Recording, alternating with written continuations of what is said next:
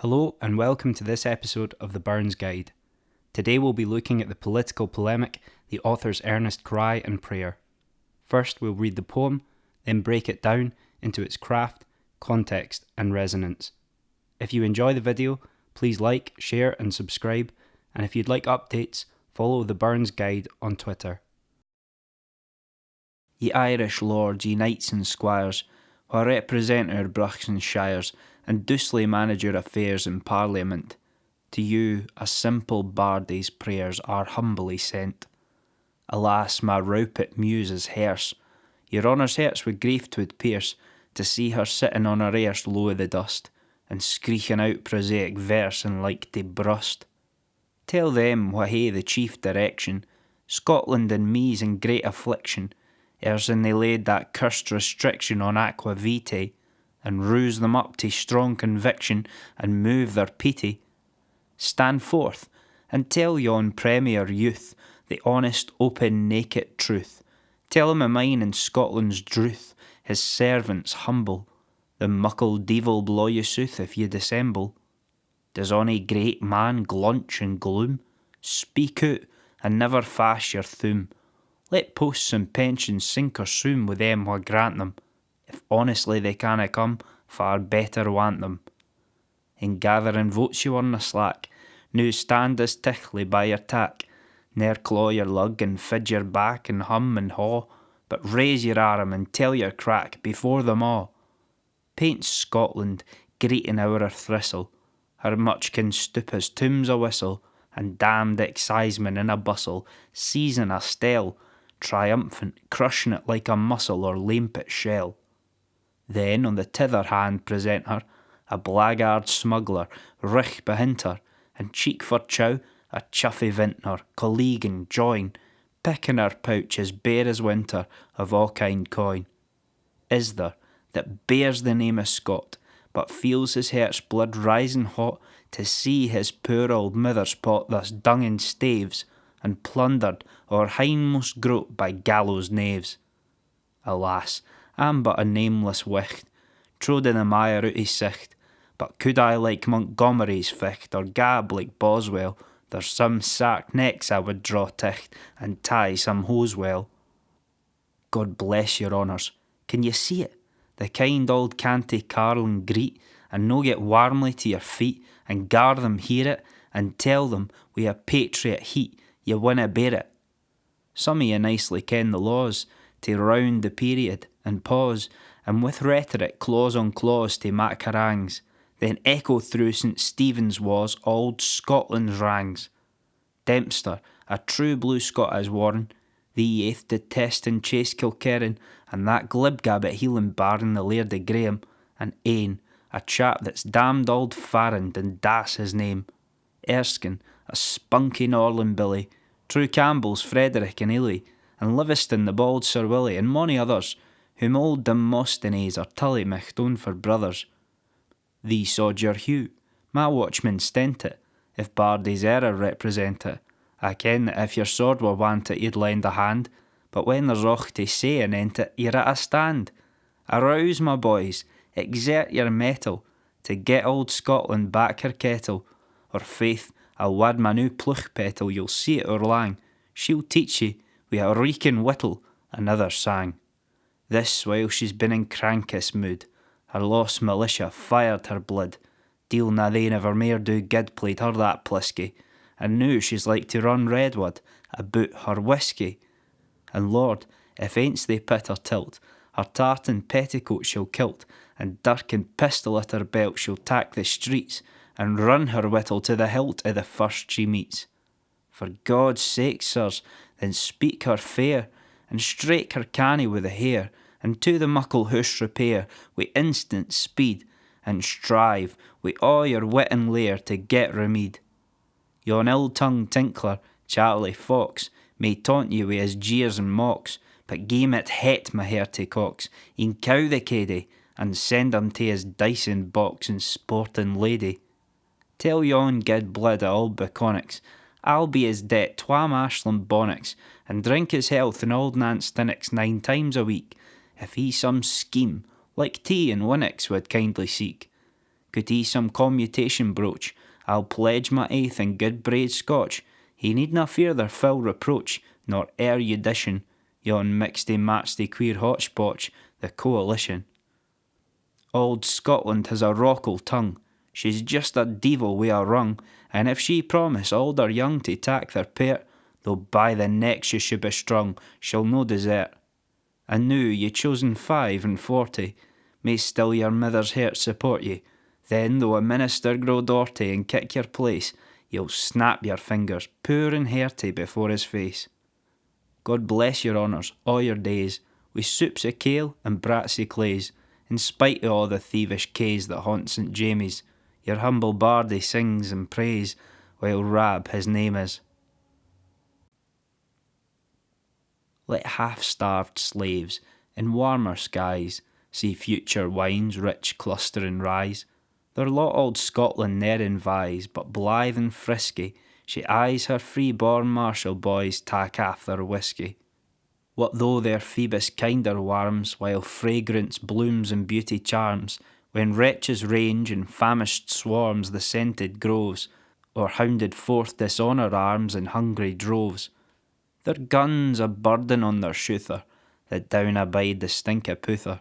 Their baldest thoughts a hankering swither, to stan or run, till skelp a shot they're aff o' through to save their skin. But bring a Scotchman frae his hill, clap in his cheek a Highland gill, say, such is Royal George's will, and there's the foe. He has nae thought but how to kill, twa at a blow. Nae called, faint-hearted doubtings tease him. Death comes, wi' fearless eye he sees him, wi' bloody hand a welcome gies him, and when he fa's, his latest draughty breathing leaves him, in faint huzzas. Sages their solemn may steek, and raise a philosophic reek, and physically causes seek and climb and season, but tell me whisky's name in Greek, I'll tell the reason.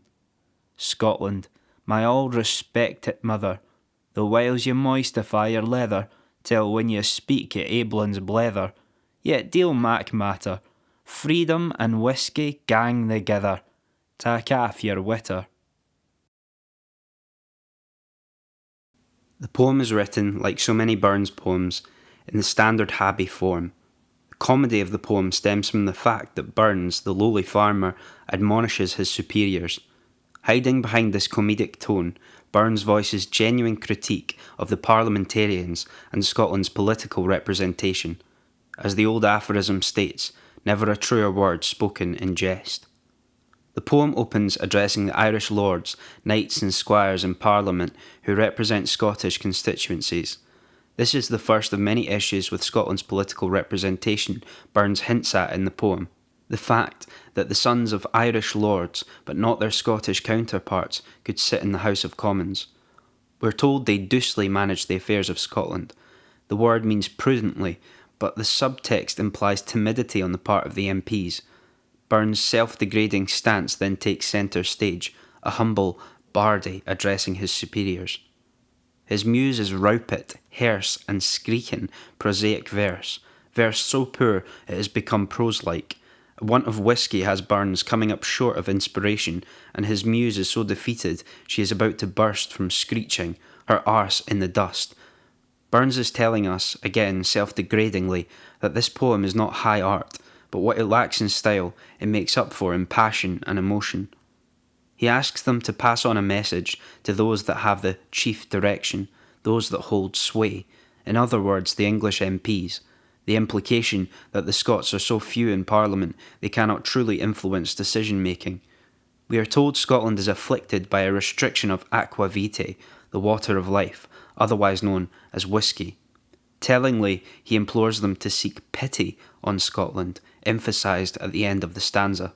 The premier youth of the next stanza is William Pitt the Younger, who became Prime Minister at the tender age of 24. He was in fact the same age as Burns. Here Burns gently mocks his tender years, ill-fitting his position. Scotland, we are told, is drouthy or in need of a drink, as of course, perhaps more importantly, is Burns. In the next stanza, a subtle hint of parliamentary corruption appears. the suggestion that posts and pensions help to oil acts through Parliament.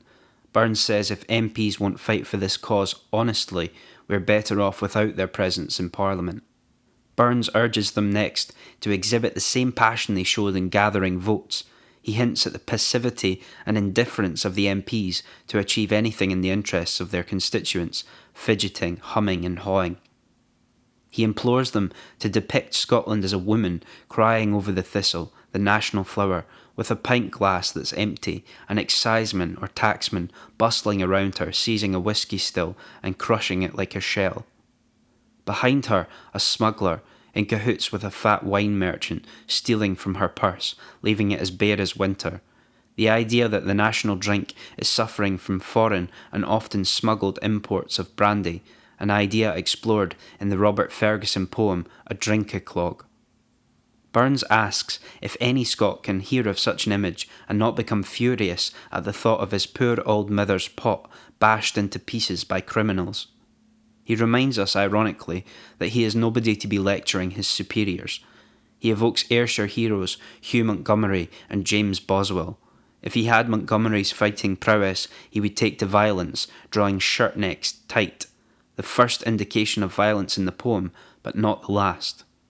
Burns questions the patriotism of the MPs in the next stanza, and why, at the sight of their mother nation's plight, they don't get to their feet and speak out in her defence.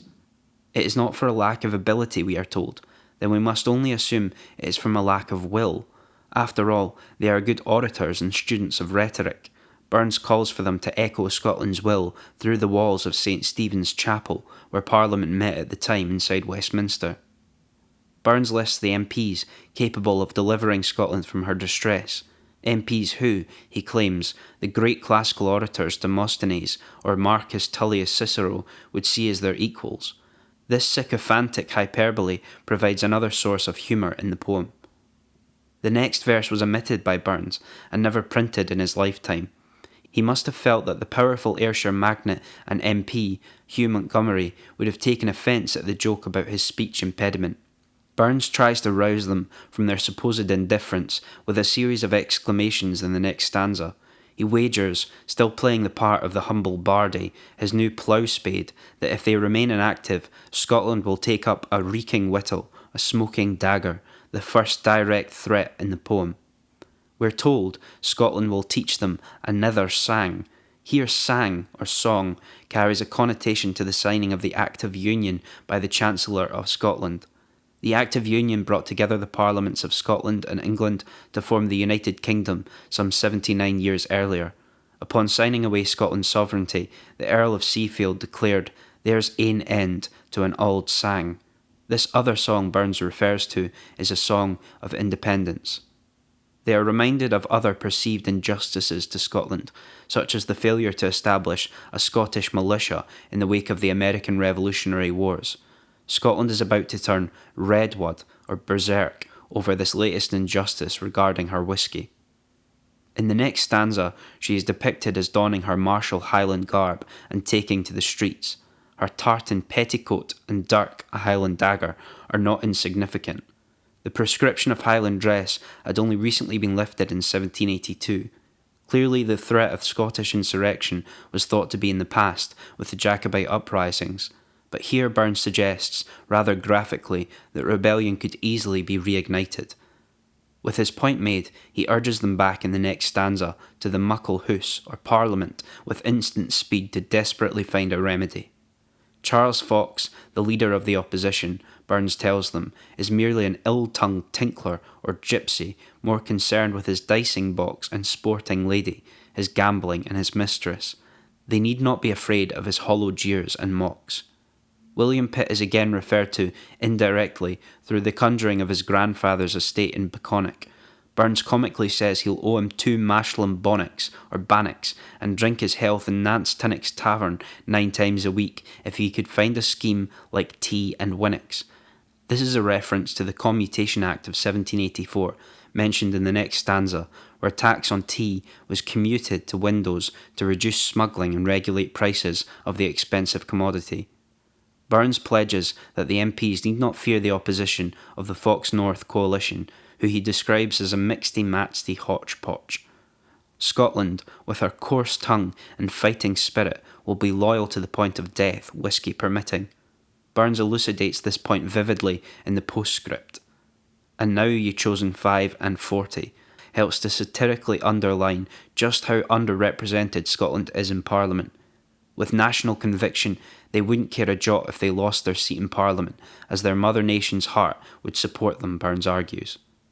Burns in the final stanza ironically wishes them soups of kale and brats of clays, broth to feed them and rags to clothe them, the food and garb associated with the poor. These are men who will never want for anything, never mind sustenance or clothing. Burns mentions the thievish Kays of St. James's, the jackdaw birds. Of course, the subtext here is the MPs themselves are the thieves that haunt Parliament, profiting from the spoils of excise, what we'd now call VAT.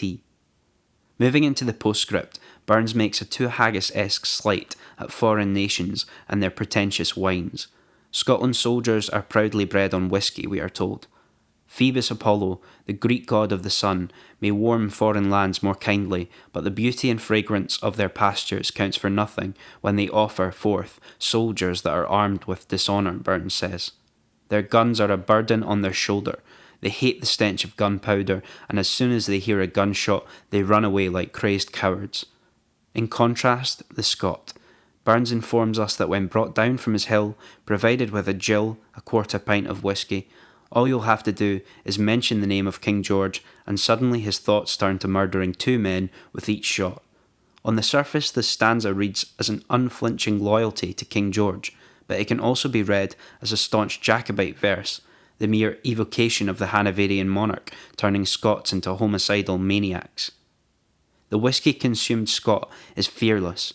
He welcomes death with a bloody hand, and his last word is a faint huzzah, a moment of pathos in a comedic poem at a time when many a Highlander was being seduced into the services of the British Army and used as cannon fodder for Royal George's will.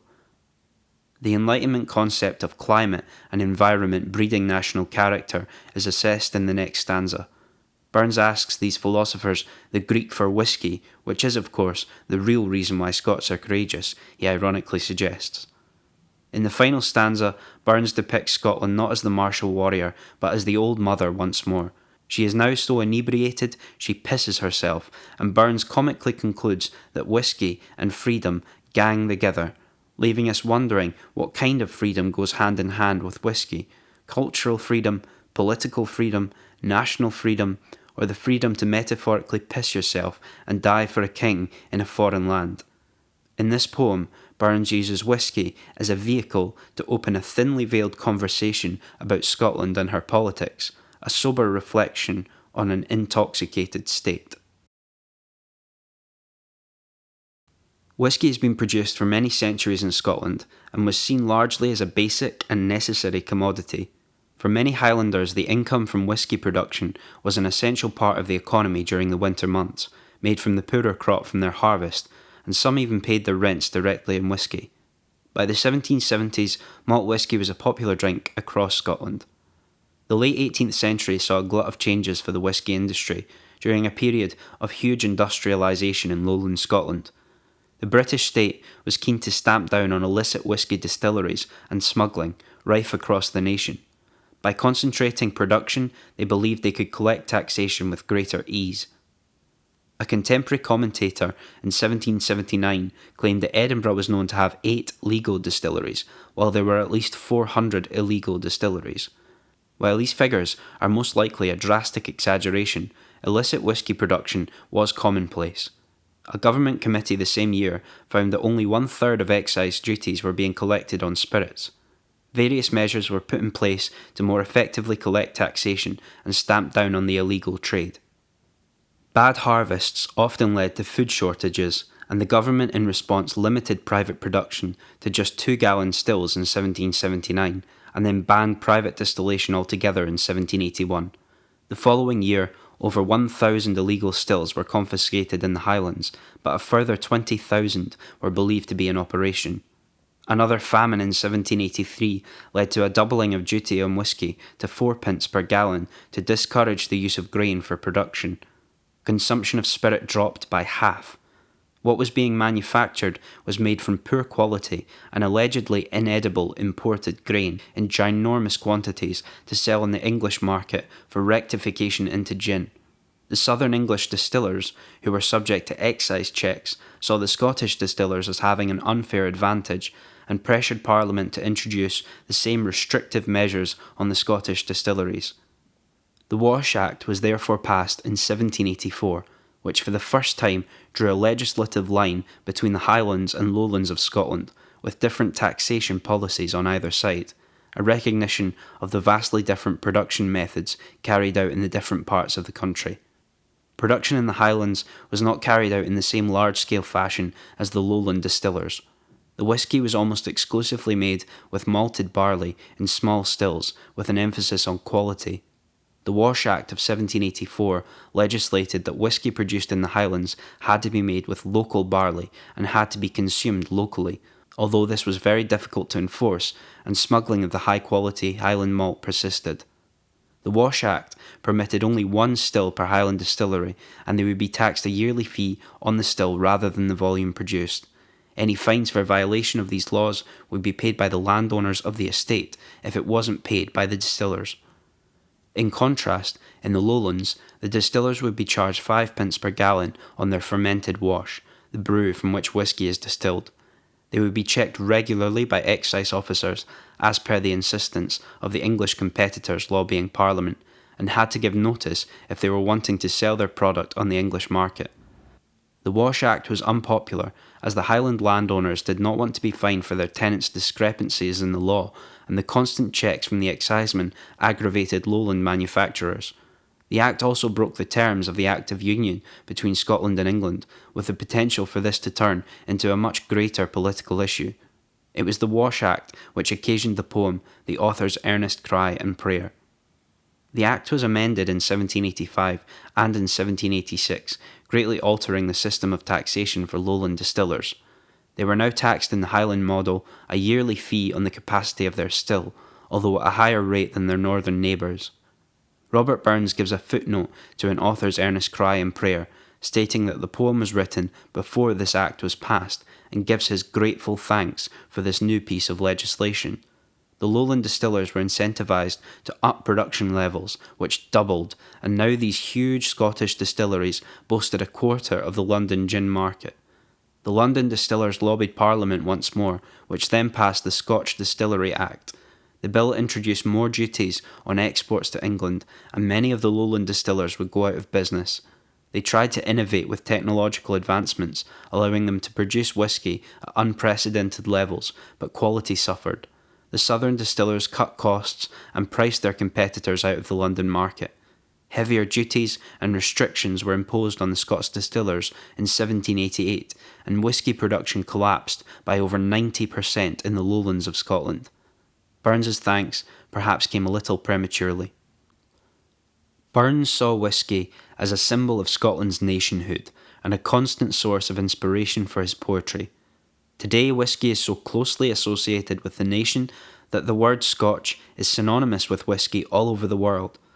The Scotch industry is the jewel in the crown of the UK's food and drink industry, making up 1/4 of all exports.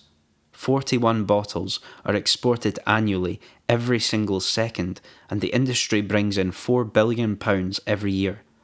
£1.4 billion of that total is exported to EU markets, with 4 EU member states in the top 10 markets worldwide: France, Germany, Spain, and Latvia. What will happen to these and other EU markets after a Brexit that Scotland repeatedly and emphatically rejected is anyone's guess. What is evident is that Burns and Scotland may cry, pray, and petition until they are screeching, rowpit, and hearse with their arses well and truly in the dust. But try as it might, Scotland receives little pity amongst those that have the chief direction. As has been made abundantly clear in the wake of the EU referendum, Scotland's interests are so often not prioritised and even the source of mockery and derision in Westminster. That is simply a fact that is as true today as it was in 1786. Another cry and prayer goes out not to Westminster, but to Scotland in this momentous time in our history. God bless your honours. Can you see it? The kind old canty carling greet, and no get warmly to your feet, and gar them hear it, and tell them we a patriot heat. You winna bear it.